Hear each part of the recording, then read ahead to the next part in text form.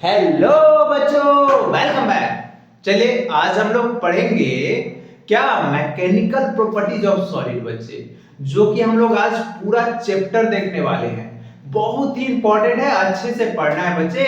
और मैं हूं शुभम कुमार। चलिए करते हैं वीडियो को स्टार्ट। तो देखिए सबसे पहला टर्म बच्चे आता है जब इसमें हम लोग पढ़ते हैं ना, तो डिफॉर्मिंग फोर्स। क्या होता है डिफॉर्मिंग फोर्स? तो देखिए वैसा फोर्स जो किसी ऑब्जेक्ट पे लगने के कारण उसका शेप साइज बदल जाए या साइज शेप बदल जाए, उसको हम लोग क्या बोलते हैं बच्चे? Deforming force. आए बात समझ में? अब यहाँ पे दो टर्म बहुत ही परेशान करता है, एक इलास्टिसिटी और दूसरा प्लास्टिसिटी। इलास्टिसिटी क्या होता है बच्चे? इलास्टिसिटी का मतलब होता है कि अगर कोई ऑब्जेक्ट है उस पे डिफॉर्मिंग फोर्स लगाए और उसका साइज शेप बदल गया after the removal of deforming force, is called क्या कहलाएगा? इलास्टिसिटी। और उसी का नेचर क्या कहलाता है? इलास्टिसिटी कहलाता है। और प्लास्टिक मटेरियल क्या कहता है कि मान लेते हैं if a body does not regain it's size and shape after the removal of deforming force is called plastic material. This nature is called plasticity कहलाता है बच्चे। आए बात समझ में? कोई भी 100% इलास्टिक, परफेक्टली इलास्टिक मटेरियल और परफेक्टली प्लास्टिक मटेरियल नहीं होता है बच्चे। आए बात समझ में? हम लोग वो टर्म पढ़ेंगे जो आपके बोर्ड के लिए और जो आपके एग्जाम के लिए इंपॉर्टेंट है। फालतू चीज हम लोग नहीं पढ़ने वाले हैं। तो चलिए हम लोग बात करते हैं सबसे पहले किसके बारे में? इलास्टिसिटी के बारे में। क्या? इलास्टिसिटी के बारे में। देखिए इलास्टिसिटी तो क्या बोले? इलास्टिसिटी द सब्सटेंस या द ऑब्जेक्ट, लिखेंगे the body regain its original size and shape after removal the deforming force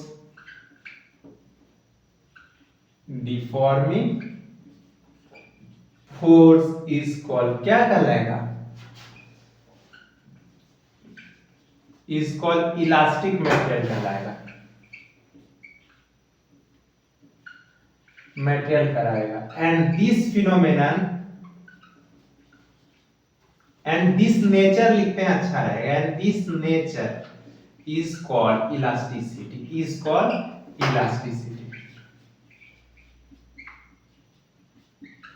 ठीक है बच्चे। And this nature is called क्या कहलाएगा? क्या बोले? The body regain its original size and shape after the removal of deforming force.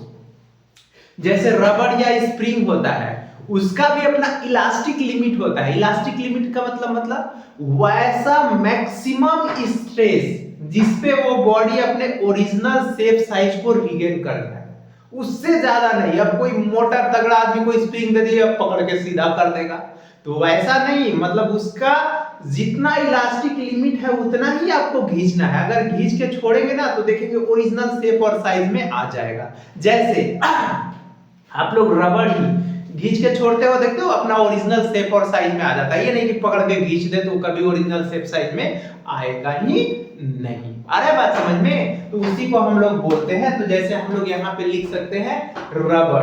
क्या लिख सकते हैं? रबड़। स्टील एग्जांपल में रबड़, फिर क्या? स्टील। बहुत ही इंपॉर्टेंट क्वेश्चन है बच्चे। क्या बार बार ये पूछा जाता है कि रबड़ और स्टील में मोर इलास्टिक कौन है? तो आगे इसके बारे में हम लोग डिस्कस करेंगे। अरे बात समझ में? आगे करेंगे, बहुत ही इंपॉर्टेंट है। फिर हम लोग देखेंगे क्या वाटर और एयर में सबसे ज्यादा इलास्टिक कौन है, उसके बारे में भी आगे हम लोग करेंगे। अब देखिए इलास्टिसिटी के बारे में हम लोग अब बात करते हैं प्लास्टिसिटी के बारे में। किसके बारे में बच्चे? प्लास्टिसिटी के बारे में। रुक जाना नहीं तू कहीं हार के, नहीं कभी नहीं रुकना है। ओ राही गाइड मूवी का गाना सुनना चाहिए। देखिए प्लास्टिसिटी, प्लास्टिसिटी। क्या होता है प्लास्टिसिटी? क्या बोले? The body does not regain, the body does not regain, the body does not regain its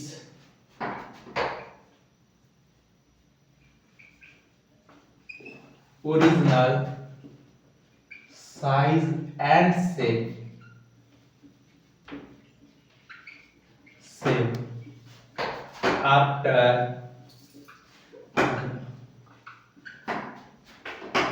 removal of deforming force. इसको क्या कहलाएगा? Plastic material. ठीक है। And this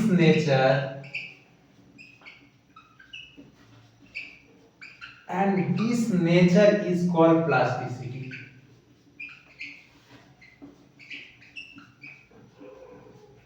and this nature is called क्या कहलाएगा बच्चे? प्लास्टिसिटी कहलाएगा। जैसे आप देखते हैं प्लास्टिसिटी में मड ही ले लीजिए ना, आप लोग कीचड़ में पत्थर मार देंगे, क्या वापस लौट के आएगा? क्या धस जाएगा, जाके उसका शेप साइज बदल जाएगा। आ रहा है बात समझ में ना? तो उसको हम लोग प्लास्टिक मटेरियल बोलते हैं। क्लियर है बच्चे? क्या बोले? The body does not regain it's original shape and size is called, क्या कहलाता है? Plastic material. अब हम लोग बात करते हैं बच्चे किसके बारे में? बात करते हैं अब हम लोग स्ट्रेन के बारे में। स्ट्रेन किसके बारे में? स्ट्रेन। स्ट्रेन क्या होगा? The ratio of change in dimension to the original dimension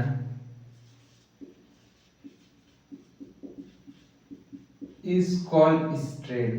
क्या कहलाएगा बच्चे? is called strain। तो देखिए स्ट्रेन का फॉर्मूला क्या हो जाएगा?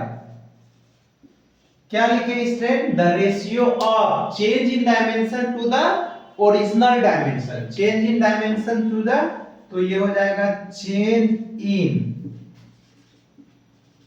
डायमेंशन बटे क्या हो जाएगा? Original dimension. आ रहा है बात समझ में? मतलब चेंज इन डायमेंशन बटे ओरिजिनल डायमेंशन। तो ये क्या हो जाएगा? ये यूनिट लेस है बच्चे, यूनिट लेस फिजिकल क्वांटिटी है। आ रहा है बात समझ में? डायमेंशन लेस है, डायमेंशन लेस है, इसका कोई डायमेंशन नहीं होता है बच्चे। आ रहा है बात समझ में ना? डायमेंशन लेस है। चलिए अब हम लोग बात करते हैं क्या? टाइप ऑफ स्ट्रेन के बारे में। कितने तरह का स्ट्रेन होगा बच्चे?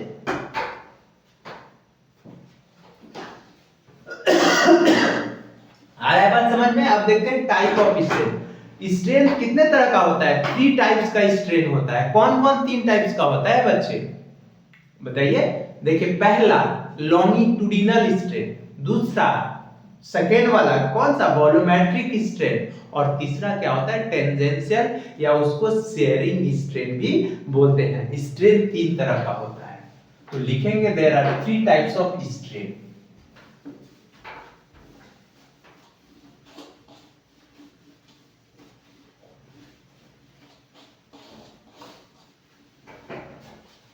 There are 3 types of strain। देखिए there are 3 types of strain। Strain 3 तरह का होता है बच्चे, 3 टाइप्स। फर्स्ट में क्या होता है बच्चे?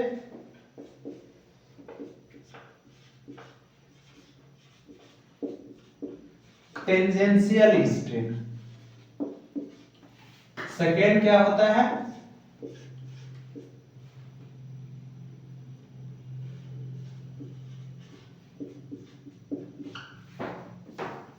Volumetric strain. और थर्ड क्या होता है, शियर या टेंजेंशियल स्ट्रेन। ये तीन तरह का स्ट्रेन होता है। क्या क्या होता है बच्चे, हम लोग क्या क्या पढ़े, टेंजेंशियल स्ट्रेन होता है स्ट्रेन, दूसरा क्या होता है वॉल्यूमेट्रिक स्ट्रेन, तीसरा क्या होता है शियर स्ट्रेन। तो हम लोग बात करते हैं टेंजेंशियल स्ट्रेन के बारे में। पहला नंबर देखिए टेंजेंशियल, सॉरी ये टेंजेंशियल स्ट्रेन, इसको हम लॉन्गिट्यूडिनल स्ट्रेन बोलते हैं बच्चे, लॉन्गिट्यूडिनल स्ट्रेन बोलते हैं। आ रहा है बात समझ में? तो हम लोग फर्स्ट का बात करते हैं,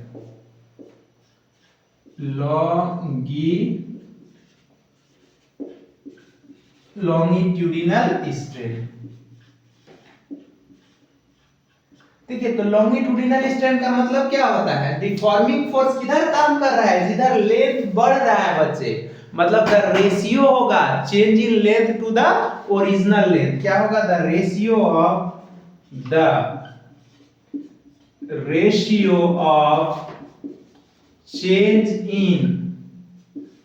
change in length to the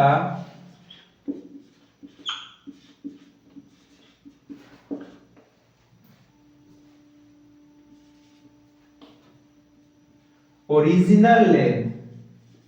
क्या बोले बच्चे, the ratio of change in length to the original length, मतलब लॉन्गिट्यूडिनल स्ट्रेन, लॉन्गिट्यूडिनल स्ट्रेन क्या आ गया, याद है, मतलब change in length to the original length,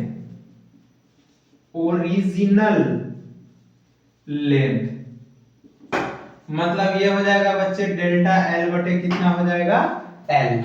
आ रहा है बात समझ में, डेल्टा एल बटे एल हो जाएगा, चेंज इन लेंथ बटे ओरिजिनल लेंथ। ये बच्चे यूनिट लेस और डायमेंशन लेस फिजिकल क्वांटिटी है, क्योंकि लेंथ का भी ऐसा यूनिट मीटर ही होगा और चेंज इन लेंथ का भी ऐसा यूनिट मीटर ही होगा बच्चे, इसलिए यूनिट लेस है, इसलिए ये डायमेंशन लेस भी फिजिकल क्वांटिटी। तो आपसे कोई डायमेंशन पूछेगा तो इसका डायमेंशन क्या हो जाएगा, डायमेंशन m0 l0 और t0। आ रहा है बात समझ में? और ये स्केलर क्वांटिटी है बच्चे, क्या है, स्केलर क्वांटिटी है, स्ट्रेन स्केलर क्वांटिटी है। अब हम लोग बात करते हैं वॉल्यूमेट्रिक स्ट्रेन। सॉरी, देखिए वॉल्यूमेट्रिक स्ट्रेन क्या होता है,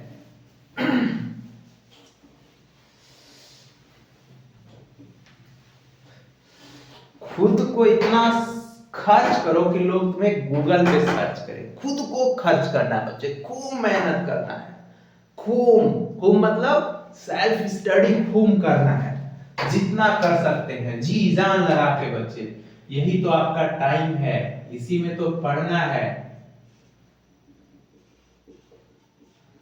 वॉल्यूमेट्रिक स्ट्रेन, देखिए वॉल्यूमेट्रिक स्ट्रेन क्या होता है, वॉल्यूमेट्रिक स्ट्रेन, तो देखिए बच्चे वॉल्यूमेट्रिक स्ट्रेन का मतलब हो गया the ratio of change in volume to the original value. क्या हो गया, the ratio of change in volume to the original volume, इसी को हम लोग क्या बोलते हैं, वॉल्यूमेट्रिक स्ट्रेन बोलते हैं। तो इसका फॉर्मूला क्या हो जाएगा बच्चों, volumetric strain is equal to change in volume बटे ओरिजिनल वॉल्यूम। बच्चे चेंज इन वॉल्यूम बटे ओरिजिनल वॉल्यूम, इसको हम लोग लिख सकते हैं डेल्टा V बटे V। क्या लिख सकते हैं, डेल्टा V बटे V, ये होगा चेंज इन वॉल्यूम बटे ओरिजिनल वॉल्यूम। आ रहा है बात समझ में? इसको हम लोग क्या बोलते हैं, वॉल्यूमेट्रिक स्ट्रेन बोलते हैं, चेंज इन वॉल्यूम बटे ओरिजिनल वॉल्यूम। अब शियर स्ट्रेन का बात करते हैं, शियर स्ट्रेन, इसका दूसरा नाम क्या है, टेंजेंशियल स्ट्रेन। तो क्या होता है शियर स्ट्रेन? द रेशियो होता है क्या? The ratio of distance between two parallel planes बटे क्या होगा? Distance between parallel planes. क्या बोले? द रेशियो ऑफ, देखिए यहां एक वर्ड लिख रहा है रिलेटिव। क्या लिख रहा है? The ratio of relative distance between two parallel plane, between two parallel plane to the क्या? Distance between parallel plane, distance between, इसको बिटवीन लिखेंगे, बिटवीन पैरेलल प्लेन। समझ में आ रहा है? क्या बोले? Distance between, the ratio of distance between two parallel plane to the, देखिए जैसे इसका फिगर कैसे होगा हम बताते हैं। देखिएगा बच्चे, ये लेंथ है, एल लेंथ, इस पे एक डिफॉर्मिंग फोर्स काम कर रहा है और यहाँ इस एज पे एक डिफॉर्मिंग फोर्स, मतलब डिफॉर्मिंग से टेंजेंशियल, इसी को तो शियर स्ट्रेन का दूसरा नाम है टेंजेंशियल स्ट्रेन, इसका दूसरा नाम है। तो देखिए तो टेंजेंशियल फोर्स काम कर रहा है, तो ये देखिए इधर डिफॉर्म कर जाएगा, ये बच्चे इधर आ जाएगा और ये इधर बढ़ जाएगा ऐसे। देखिए ये फिगर बच्चे ऐसे बन जाएगा। आ रहा है बात समझ में? ये फिगर जैसे कॉपी को, आप पेज को कॉपी है, बुक है, उस पे टेंजेंशियल ऐसे खींचेंगे और नीचे खींचेंगे तो ये इधर आ जाएगा और ये वाला पीछे की तरफ चला जाएगा। तो देखिए तो ये एंगल ये भी एंगल थीटा हो गया, ये भी थीटा, तो ये कितना चेंज हुआ? डेल्टा एल, ये भी कितना? डेल्टा एल, और ये एल है बच्चे, एल है। तो देखिए तो टेन थीटा बराबर क्या हो जाएगा? डेल्टा एल बटे एल। तो इसी को हम फॉर्मूला ऊपर लिख देते हैं। देखिए shear strain is equal to,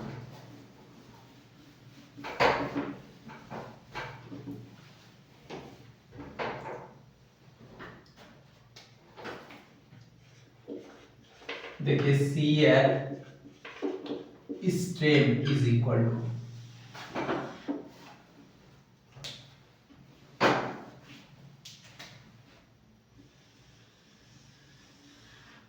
क्या हो जाएगा? Relative distance between two parallel planes.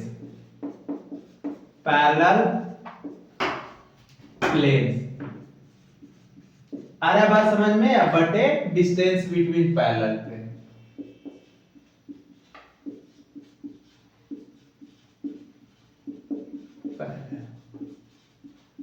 देखिए तो डिस्टेंस बिटवीन पैरेलल प्लेन, तो इसी को हम लोग लिखते हैं बच्चे थीटा इज इक्वल टू क्या? डेल्टा एल बटे एल, ये होता है थीटा इज इक्वल टू क्या होता है? डेल्टा एल बटे एल। तो देखिए अब हम लोग तो बात कर लिए स्ट्रेन के बारे में, अब आते हैं बच्चे स्ट्रेस के। स्ट्रेस क्या होता है? द रेशियो होता है ना force per unit area. Stress क्या है? एक तरह का प्रेशर ही तो है, प्रेशर का ही तो हम नाम स्ट्रेस बोलते हैं।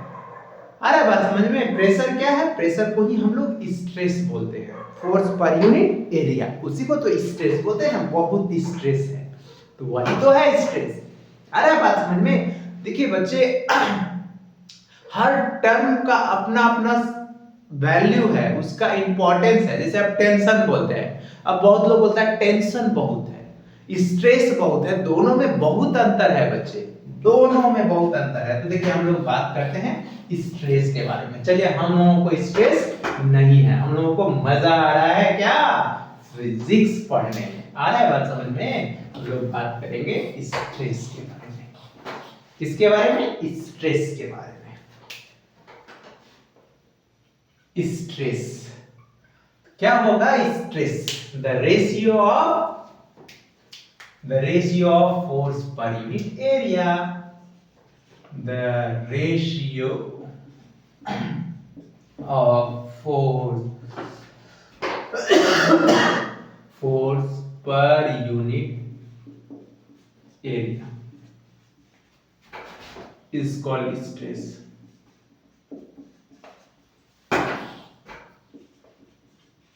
स्ट्रेस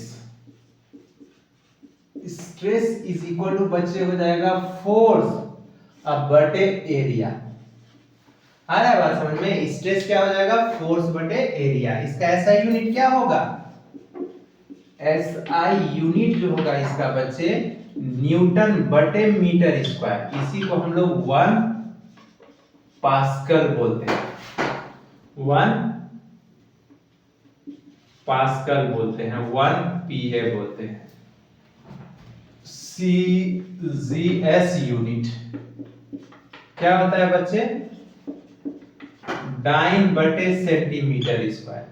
आ रहा है बात समझ में? इसका डायमेंशन क्या हो जाएगा? डायमेंशन तो देखिए, तो फोर्स का तो डायमेंशन ml/t-2 पढ़े थे और मीटर स्क्वायर का l पे पावर 2। तो ऊपर जाके देखिए ये 1 है और ये 2 है, तो ऊपर जाके पावर डिवाइड में सब्ट्रैक्शन होता है, तो क्या हो जाएगा? ml-1t-2। ये हो गया इसका डायमेंशन। और क्या होता है? ये it is a scalar quantity है। क्या है? स्केलर क्वांटिटी है, याद रखिएगा। But it have both magnitude and direction. क्या है? Both magnitude and direction. Magnitude and direction, इसके पास मैग्नीट्यूड और डायरेक्शन दोनों है बच्चे, लेकिन ये स्केलर क्वांटिटी है। क्यों? क्योंकि ट्रायंगल ऑफ वेक्टर अलजेब्रा को फॉलो नहीं करता है। आ रहा है बात समझ में? अब हम लोग बात करते हैं टाइप ऑफ स्ट्रेस के बारे में। तो देखिए, टाइप ऑफ स्ट्रेस कितने तरह का होगा बच्चे? अब टाइप ऑफ स्ट्रेस 4 तरह का होगा। There are 4 types of stress. अब हम लोग बात करेंगे टाइप ऑफ स्ट्रेस के बारे में।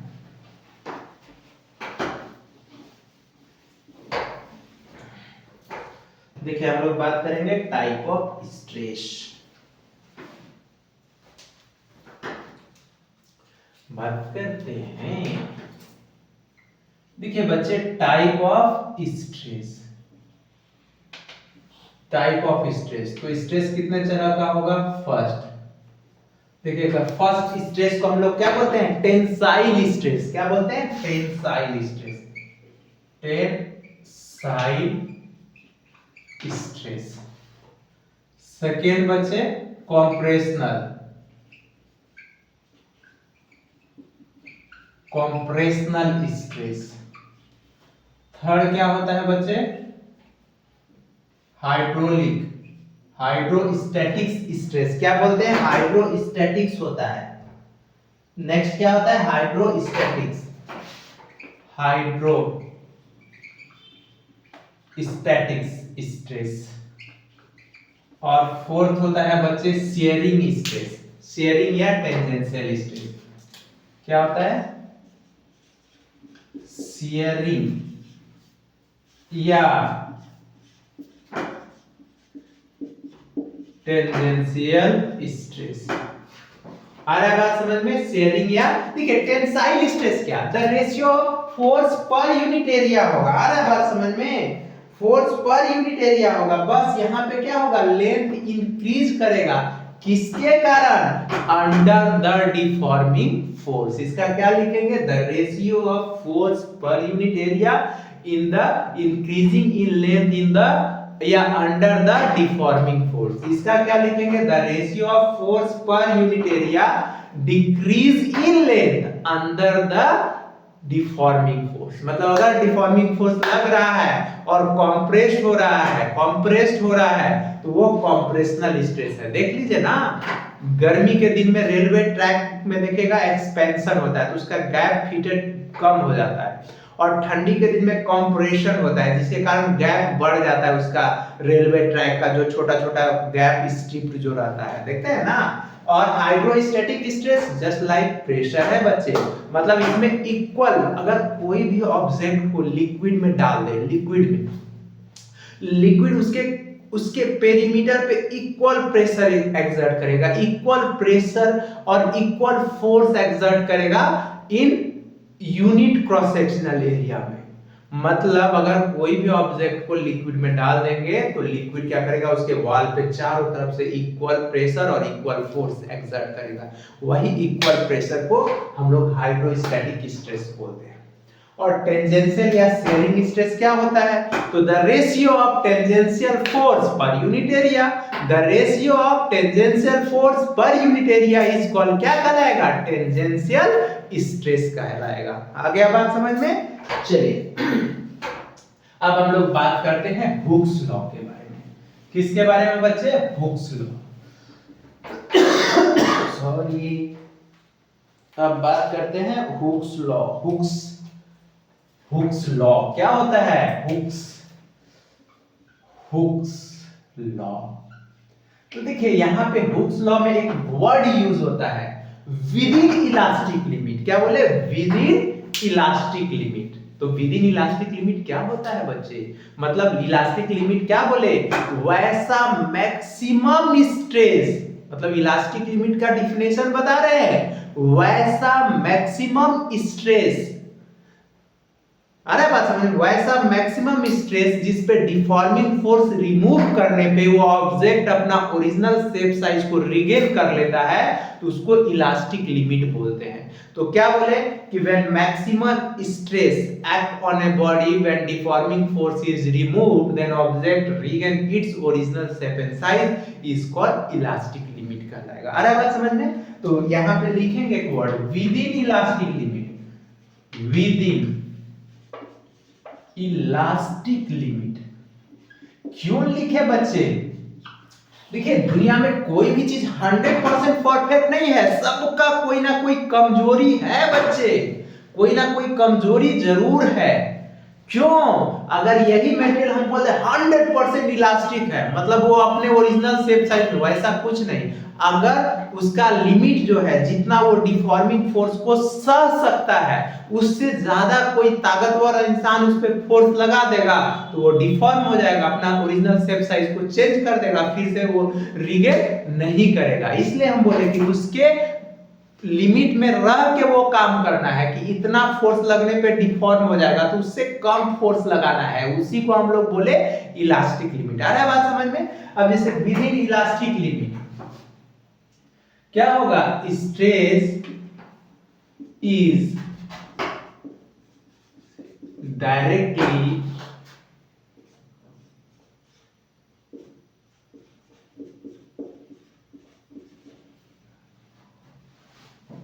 proportional to the strain। क्या बोले? Within elastic limit stress is directly proportional to strain. मतलब देखिए mathematically stress directly proportional to क्या होगा? Strain. Stress is equal to क्या होगा? E इंटू क्या होगा बच्चे? स्ट्रेन। E into strain. देखिए E एक प्रोपोर्शनलिटी हटाए तो कांस्टेंट लगाए, तो ये E जो हो गया सम कांस्टेंट है। क्या है? सम कांस्टेंट है।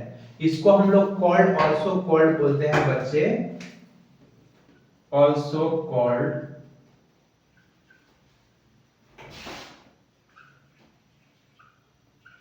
Modulus of elasticity. Modulus of elasticity, या इसी को कोएफिशिएंट ऑफ इलास्टिसिटी बोलते हैं। क्या बोले? Stress is directly proportional to strain होगा, तो उस केस में आल्सो कॉल्ड, इसको मॉडुलस ऑफ इलास्टिसिटी या कोएफिशिएंट ऑफ इलास्टिसिटी बोलते हैं। ये प्रोपोर्शनलिटी हटाए तो कांस्टेंट लगाए। इसी का ग्राफ जो होता है बच्चे, स्ट्रेस वर्सेस स्ट्रेन का हुक्स लॉ बोला था कि अगर विद इन इलास्टिक लिमिट होगा तो स्ट्रेस जो होगा वो डायरेक्टली प्रोपोर्शनल टू किसके होगा? स्ट्रेन के। तो स्ट्रेन के होगा तो इसका ग्राफ ओरिजिन से जाएगा, मतलब स्ट्रेस बढ़ेगा तो स्ट्रेन भी बढ़ेगा विद इन इलास्टिक लिमिट। ये इसका ग्राफ होगा बच्चे। आ रहा है बात समझ में? समझ में आ गया आप लोग को हुक्स लॉ कि हुक्स लॉ क्या होता है। अब हम लोग बात करते हैं किसके बारे में बच्चे? अब मॉडुलस ऑफ इलास्टिसिटी के बारे में बात करते हैं। आ रहा है ना समझ में? क्लियर है ना? चलिए अब बात करते हैं मॉडुलस ऑफ इलास्टिसिटी के बारे में।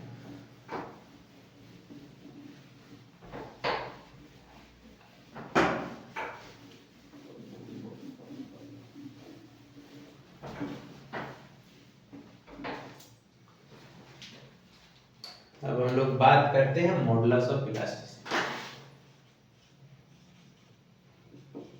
मॉडुलस ऑफ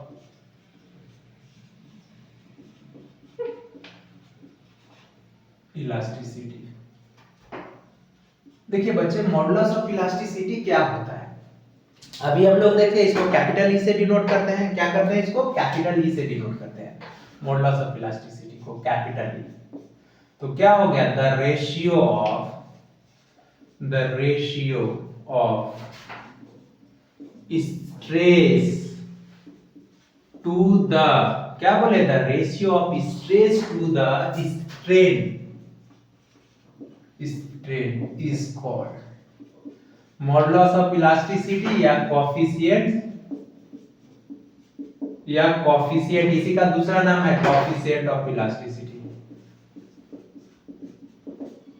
आ रहा है बात समझ में? क्या बोले? मॉडुलस ऑफ इलास्टिसिटी या इसी को हम लोग कोफिशिएंट ऑफ इलास्टिसिटी बोलते हैं। तो देखिए E इज इक्वल टू क्या हो गया? Capital E is equal to stress बटे स्ट्रेन हो गया। अब देखिए बच्चे, ये भी स्केलर क्वांटिटी हो गया। क्या है? It is a scalar quantity.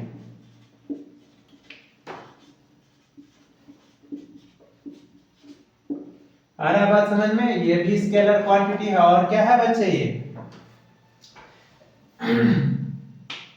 इसका एसआई यूनिट क्या होगा? वही होगा, स्ट्रेन का तो कोई यूनिट नहीं होगा। तो इसका यूनिट क्या होगा बच्चे? इसका यूनिट होगा न्यूटन बटे मीटर स्क्वायर। और इसका डायमेंशन क्या होगा? डायमेंशन वही ml-1 और t-2। अब देखिए बच्चे, देयर आर 3 टाइप्स होता है। क्या? There are 3 types of modulus of elasticity. Types यहां लिखेंगे। टाइप ऑफ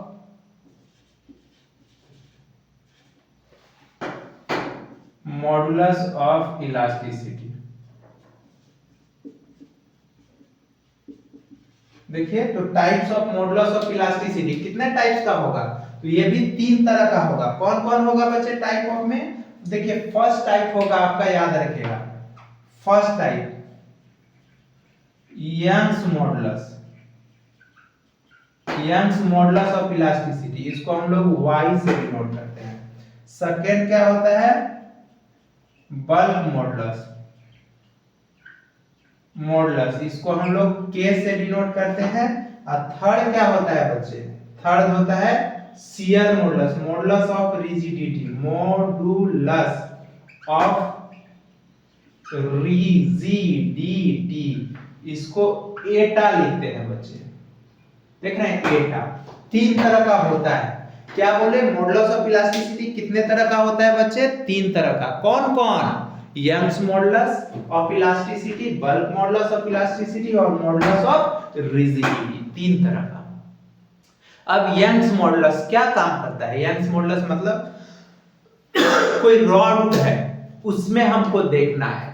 देखिए, ये मॉडुलस ऑफ इलास्टिसिटी जो होता है बच्चे, वो नेचर ऑफ मटेरियल पे डिपेंड करता है। हर मटेरियल का अपना अपना मॉडुलस ऑफ इलास्टिसिटी होगा, अपना अपना होगा। आ रहा है बात समझ में? नेचर ऑफ मटेरियल पे डिपेंड करेगा। तो अब हम लोग बात करते हैं यंग्स मॉडुलस के बारे में।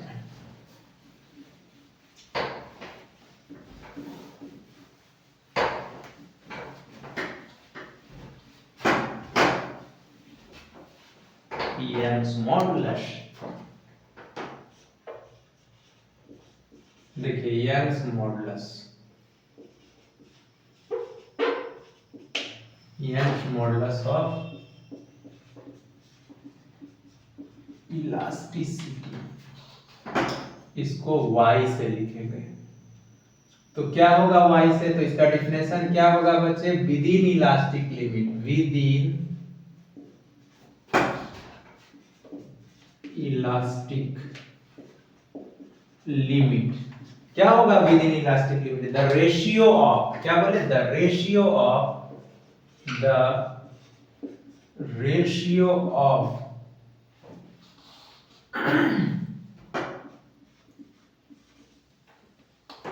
the ratio of tensile stress tensile stress to the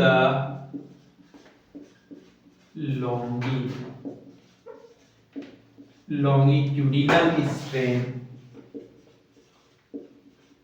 आ रहा है बात समझ में? क्या बोले? Within elastic limit the ratio of tensile stress to the longitudinal strain. जैसे देखिए कैसे बच्चे, हम एक रॉड लेते हैं,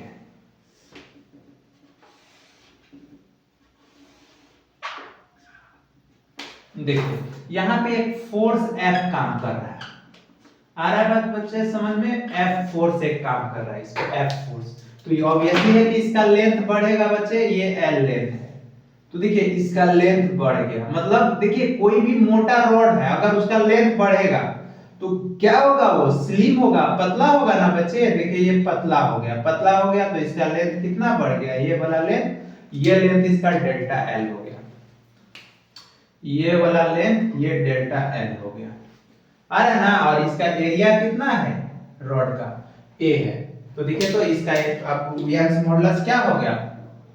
यंग्स मॉडुलस y बराबर क्या लिखे? फोर्स अपॉन एरिया बटे डेल्टा L बटे L। यही तो हो गया, force upon area into L बटे डेल्टा L। तो इसका रॉड का क्रॉस सेक्शनल का बात करेंगे तो क्या होगा? इसका एरिया पाई r स्क्वायर होगा। क्यों? क्योंकि क्रॉस सेक्शनल एक सर्कल के जैसा दिखेगा ना बच्चे, तो फोर्स बटे एरिया, तो इसका ऐसा यूनिट क्या होगा? ये भी स्केलर क्वांटिटी होता है। क्या होता है? स्केलर क्वांटिटी होता है। आ रहा है ना समझ में? इसका ऐसा यूनिट क्या होता है? ऐसा यूनिट न्यूटन बटे मीटर स्क्वायर होता है। सीजीएस यूनिट क्या होता है? सेंटीग्राम सेकंड में बच्चे डाइन सेंटीमीटर स्क्वायर। क्या होता है? Dyne centimetre square. डायमेंशन तो ml-1, वही प्रेशर का डायमेंशन होगा बच्चे। तो ये तो देखिए आप लोग को यंग्स मॉडुलस आ गया। अब हम लोग बात करते हैं बल्क मॉडुलस के बारे में।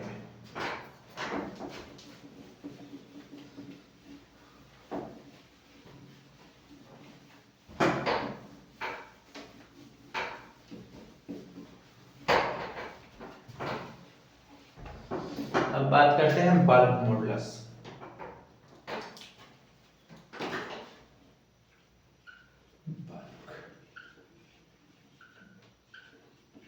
मॉडुलस इसको के से डिनोट करते हैं। क्या होगा? Within elastic limit. ये भी होगा बच्चे within elastic limit, with in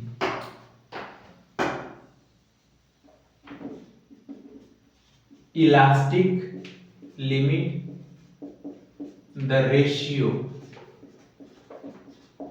the ratio of hydrostatic stress to the, क्या बोले? Hydrostatic stress to the volumetric, क्या बोले? Volumetric strain. क्या बोले? Within elastic limit the ratio of hydrostatic stress to the volumetric strain is called bulk modulus. आ रहा है बात समझ में? बल्क मॉडुलस मतलब कैसा होगा बच्चे? मान लेते हैं ना कि ये हम इसको, ये कोई स्क्वायर प्लेट है। देखिए स्क्वायर प्लेट है तो इस पे चारों तरफ से कितना प्रेशर काम कर रहा होगा? इक्वल प्रेशर काम कर रहा होगा। क्यों? अगर इसको लिक्विड में डालेंगे तो कर रहा होगा ना बच्चे, इक्वल प्रेशर चारों तरफ से इस पे इक्वल प्रेशर, क्योंकि लिक्विड का नेचर ही है कि वॉल ऑफ कंटेनर पे इक्वल प्रेशर, तो इसका लेंथ घट जाएगा ना। लेंथ घटेगा तो इसके अंदर ये वैल्यू, इसका वॉल्यूम कितना हो जाएगा? V minus delta V। तो V माइनस क्या हो जाएगा? डेल्टा V हो जाएगा। तो यही तो हो गया bulk modulus. K is equal to क्या हो जाएगा? P या बटे माइनस डेल्टा V बटे V। तो K is equal to PV minus PV बटे डेल्टा V। याद रखेगा, निगेटिव साइन क्यों लगाया? क्योंकि यहाँ पे वॉल्यूम क्या हो रहा है? डिक्रीज कर रहा है। ये भी स्केलर क्वांटिटी है, इसका भी ऐसा यूनिट न्यूटन मीटर स्क्वायर होता है। CGS unit dyne centimetre square होता है, इसका भी डायमेंशन प्रेशर के बराबर होता है। आ रहा है बात समझ में? अब बात करते हैं हम लोग बात करते हैं कॉम्प्रेसिबिलिटी के बारे में बच्चे।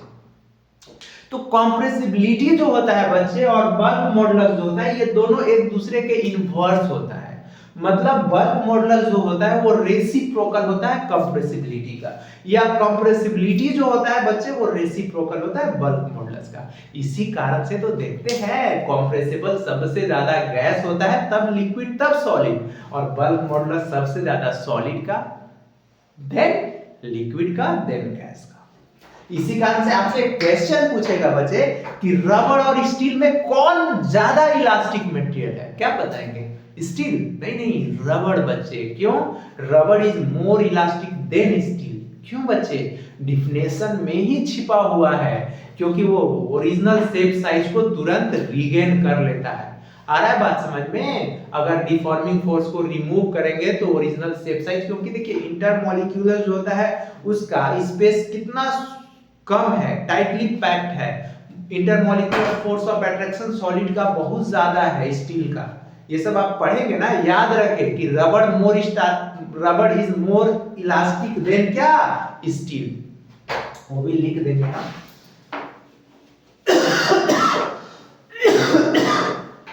Sorry sorry.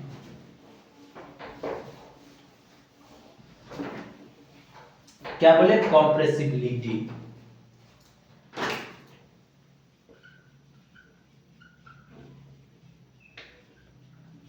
देखिए कॉम्प्रेसिबिलिटी क्या होता है? Compressibility the reciprocal of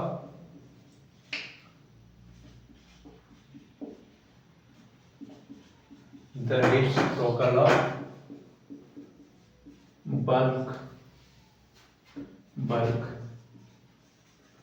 modulus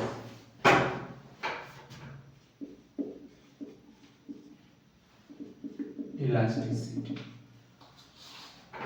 तो कॉम्प्रेसिबिलिटी का फॉर्मूला क्या हो जाएगा?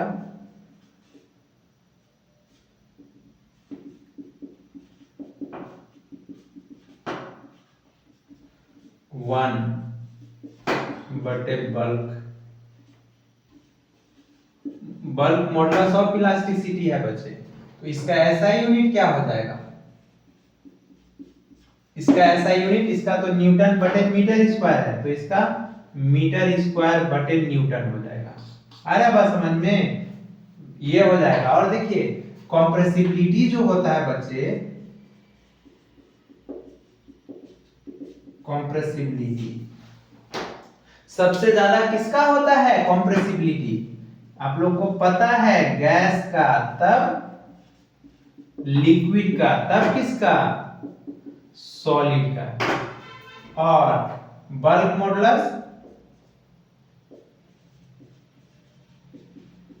मॉडुलस सबसे ज्यादा बच्चे होता है सॉलिड का,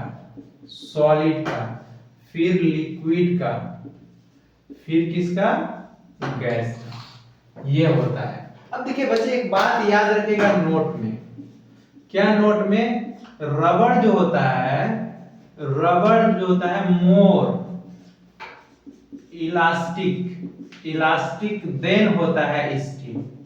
क्या होता है? Rubber is more elastic than क्या होता है? स्टील। और दूसरा क्या होता है? एयर, वाटर जो होता है, वाटर इज मोर इलास्टिक होता है, मोर इलास्टिक देन एयर होता है, क्यों बच्चे? क्यों? क्योंकि यहां पे देखिए ना, कॉम्प्रेसिबिलिटी रिवर्स है किसका? रेसिप्रोकल है बल्क मॉडुलस का। तो बल्क मॉडुलस कंप्रेसिबिलिटी सबसे ज्यादा गैस का है, तो ऑब्वियसली है बल्क मॉडुलस सबसे कम किसका होगा? गैस का। इसी कारण से लिक्विड देख रहे हैं, वाटर लिक्विड है, तो लिक्विड का देखिए यहाँ पे कंप्रेसिबिलिटी बल्क मॉडुलस ज्यादा है किससे? गैस से। यही कारण, तो गैस क्या है? एयर है, तो इसीलिए water is more elastic than air, water ज्यादा इलास्टिक होता है। आ गया बात समझ में? चलिए अब हम लोग बात करते हैं मॉडुलस ऑफ रिजिडिटी के बारे में।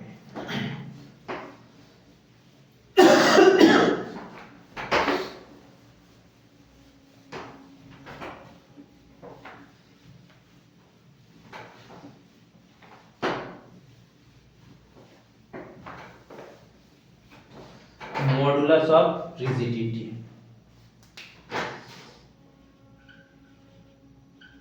मॉडुलस ऑफ, इसको एटा लिखते हैं। कैसे लिखते हैं? एटा। देखिए एटा, ऐसे एटा। तो ये भी विद इन इलास्टिक लिमिट होगा बच्चे। क्या होगा? Within elastic limit, within elastic limit.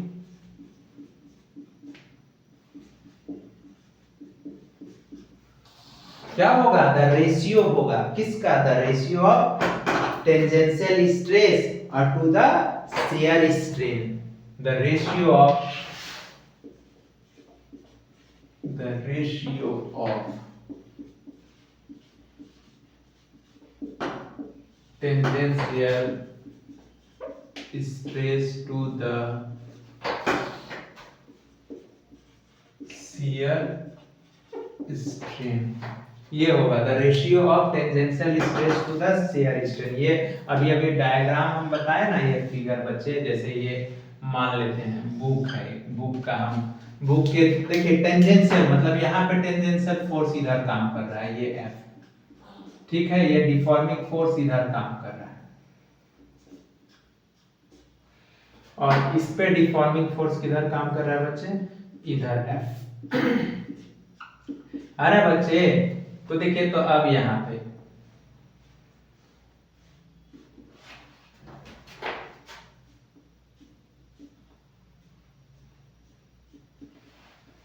देखिए तो ये भी कितना हो जाएगा? ये थीटा, ये भी की थीटा, तो ये डेल्टा L और ये क्या हो जाएगा? Delta L। तो देखिए तो इसका एटा बराबर क्या हो जाएगा? Eta, eta is equal to force upon area अब बटे डेल्टा L बटे L को क्या लिखे थे? थीटा। F बटे क्या हो जाएगा? ए थीटा, एटा। क्यों? क्योंकि हम लोग शियर स्ट्रेन या टेंजेंशियल स्ट्रेन इसी को तो टेन थीटा लिखे थे is equal to delta L बटे L। यही तो था शियर स्ट्रेन या टेंजेंशियल स्ट्रेन। देखिए ना, टेन थीटा बराबर P बाय B होगा, ये P और ये क्या हो गया आपका? B। तो tan theta is equal to P by B हो गया। आ रहा है बात समझ में? अब हम लोग बात करते हैं, देखिए ये तो समझ में आ गया ना क्यों इसको टेंजेंशियल स्ट्रेन बोलते हैं बच्चे? The ratio of change in length बटे ओरिजिनल। इसी का तो डिफिनेशन क्या लिखे थे, याद है? क्या लिखे थे? The distance between, the relative distance between two parallel planes बटे डिस्टेंस बिटवीन पैरेलल प्लेन्स, यही ना?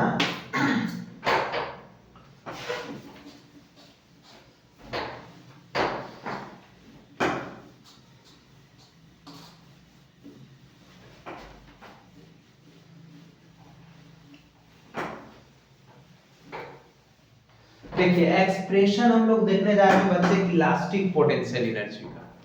किसका? Expression of elastic potential energy. देखिए expression of elastic potential energy, expression of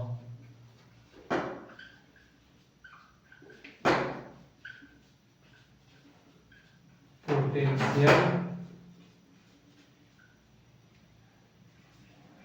देखिए expression of elastic potential energy. तो देखिए average internal force, कोई rod है बच्चे, ये हम एक रॉड लेते हैं, जैसे ये रॉड है, तो देखिए एवरेज इंटरनल फोर्स, इस पे इंटरनल फोर्स कितना काम, ये तो इनिशियली रेस्ट में होगा और यहाँ पे एक फोर्स F लगा है इंटरनल फोर्स, ठीक है। तो टोटल फोर्स इस पे, टोटल एवरेज फोर्स कितना हो गया? 0 plus F divided by 2, 0 plus F divided by 2। तो लिखेंगे टोटल, जैसे एक रॉड है बच्चे, ये रॉड है, रॉड, ये देखिए रॉड है। अब इस पे कोई एक इंटरनल डिफॉर्मिंग फोर्स मान लेते हैं ना, F काम कर रहा है, तो यहाँ पे कितना काम कर रहा होगा? 0 न्यूटन काम कर रहा होगा। तो टोटल, टोटल या दैट इज एवरेज फोर्स, क्या बचे?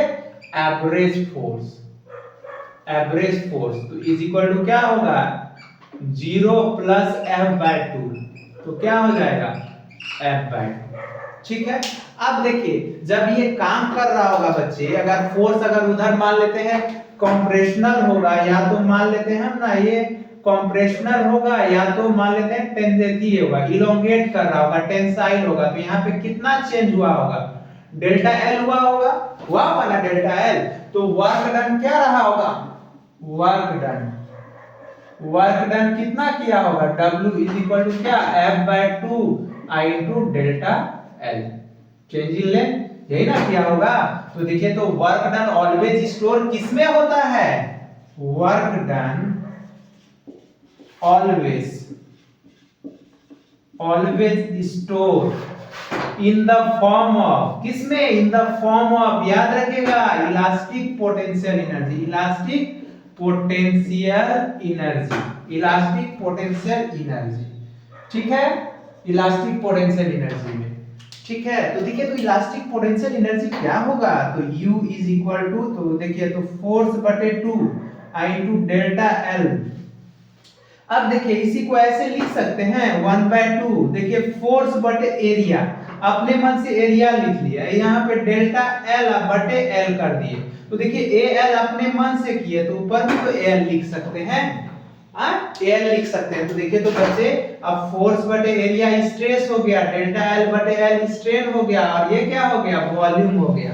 आ रहा है बात समझ में, ये क्या हो गया, स्ट्रेस हो गया, ये क्या हो गया, स्ट्रेन हो गया, और ये क्या हो गया, वॉल्यूम हो गया। आ गया बात समझ में। तो इसका formula U is equal to क्या हो गया, देखिए हम कुछ नहीं किए, एक रॉड लिए, रॉड पे एक फोर्स काम कर रहा है, तो उसका इनिशियल फोर्स 0 होगा, और ये टाइम t पे कितना फोर्स है, F काम कर रहा था, तो टोटल एवरेज इंटरनल फोर्स क्या हो गया, 0 प्लस F/2, तो F/2 हो गया।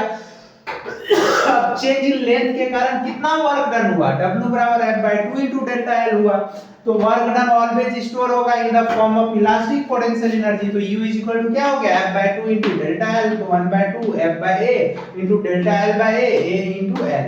तो ये L को क्या, क्योंकि A से डिवाइड किए, L से डिवाइड किए, तो जिससे डिवाइड करेंगे उससे मल्टीप्लाई भी तो करना होगा, तो वॉल्यूम हो गया। तो ये स्ट्रेस हो गया, स्ट्रेन हो गया, ये वॉल्यूम हो गया। आ रहा है बात समझ में। तो देखिए तो इसको तो ऐसे हम लोग लिख सकते हैं ना,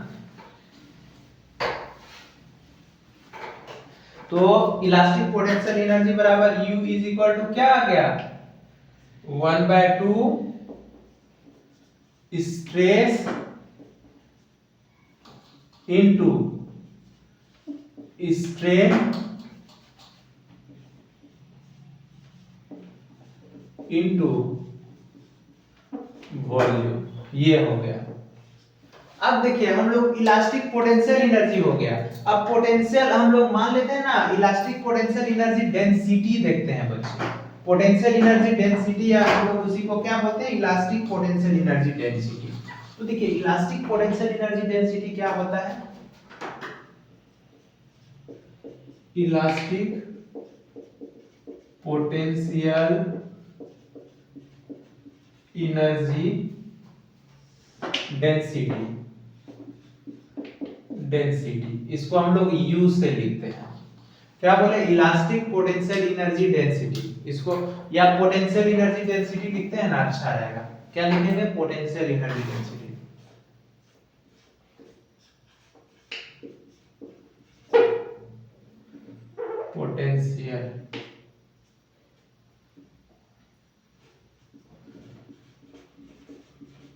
पोटेंशियल एनर्जी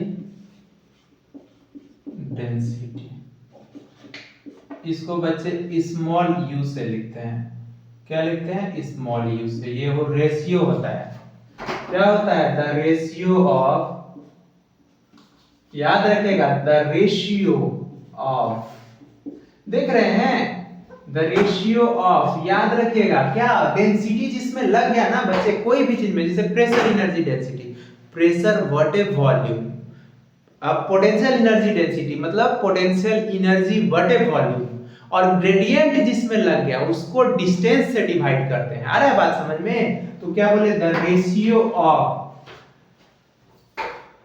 ग्रेडियंट है जिसमें हेड लग गया उसको वेट से डिवाइड करते हैं, प्रेशर हेड, प्रेशर बटे वेट, ग्रेविटेशनल एनर्जी हेड, तो ग्रेविटेशनल एनर्जी बटे वेट, मतलब तीन वर्ड देखिए, डेंसिटी जिसमें लग गया उसको वॉल्यूम से डिवाइड करना है, जिसमें ग्रेडियंट वर्ड लग गया उसको डिस्टेंस से डिवाइड करना है, जिसमें हेड लग गया उसको वेट से डिवाइड करना है। ये छोटा छोटा फिजिक्स का याद रखना चाहिए। द रेशियो ऑफ, क्या बोले, the ratio of elastic potential energy, potential energy to the volume, to the volume. देखिए यही हो गया। तो small u is equal to, तो क्या होगा, कैपिटल U बटे V। तो कैपिटल U क्या है, 1 बटे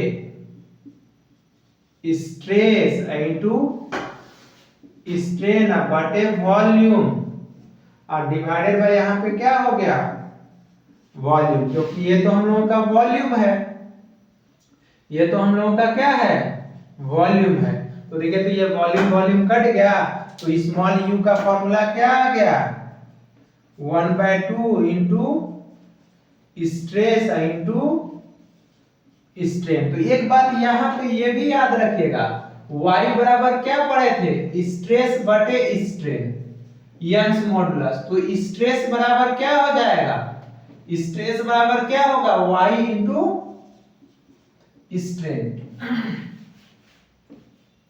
तो y इंटू क्या हो जाएगा, स्ट्रेन। ये याद रखिएगा, ये होता है ना बच्चे y इंटू स्ट्रेन, तो यहाँ पे पुट कर देंगे तो क्या हो जाएगा, 1/2। देखिए एक फॉर्मूला ये हो गया, एक फॉर्मूला हो गया y, और देखिए स्ट्रेन, यहाँ स्ट्रेस की जगह पे y इंटू स्ट्रेन रखेंगे, और एक स्ट्रेन अलग से है, तो यहाँ पे क्या हो जाएगा, स्ट्रेन का होल स्क्वायर। ये भी एक फॉर्मूला हो गया। क्लियर है। अब देखिए ये तो बहुत ही इजी था, क्या, पोटेंशियल एनर्जी डेंसिटी।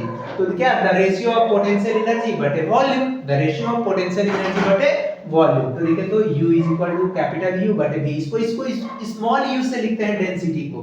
तो 1/2 स्ट्रेस इनटू स्ट्रेन बटे वॉल्यूम V वॉल्यूम है, वॉल्यूम वॉल्यूम कट गया, 1/2 stress into stress, stress into strain आ गया। अब हम लोग Young's modulus stress by strain होता है, stress is equal to y into strain होता है। आ रहा है बात समझ में, तो 1/2 y इनटू स्ट्रेन का होल स्क्वायर।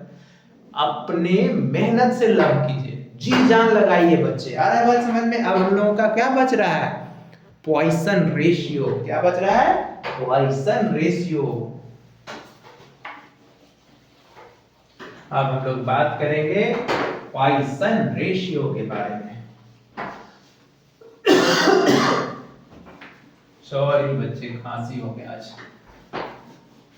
आज हम लोग पढ़ेंगे क्या भी, पॉइसन रेशियो।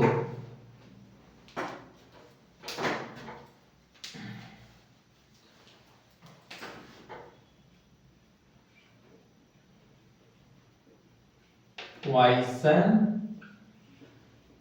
रेशियो, इसका वैल्यू सिग्मा से डिनोट करते हैं। क्या लिखते हैं इसको, सिग्मा। पॉइसन क्या होता है, द रेशियो होता है lateral strain to the longitudinal strain. क्या होता है, द रेशियो होता है, द रेशियो। पहला नंबर तो इसमें लिखेंगे विद इन इलास्टिक लिमिट, हमेशा लगाएंगे within elastic limit.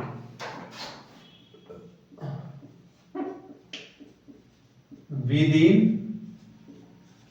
Elastic limit क्या होगा, the ratio, the ratio of lateral strain to the